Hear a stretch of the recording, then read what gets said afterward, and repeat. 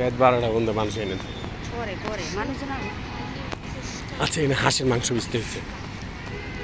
চীনা হাঁসের মাংস রাজ সিদ্ধ চালের রুটি চাপটি খাওয়া ছাড় এগুলো কি হাঁসের মাংস? এটা কি গরু? এটা বাসা থেকে পাচ্ছি না এটা হাঁস, এটা গরুর বড়, আর ওইটা ভাই এটা হাঁস। রাজহাঁস, না না দেশি দেশের যে পাতি হাঁস যেটাকে বলে। কত করে এখানে? 250 টাকা প্লেট। 250 টাকা প্লেট হলে কি পরিমাণ দেন? 5 পিস। আমার দাও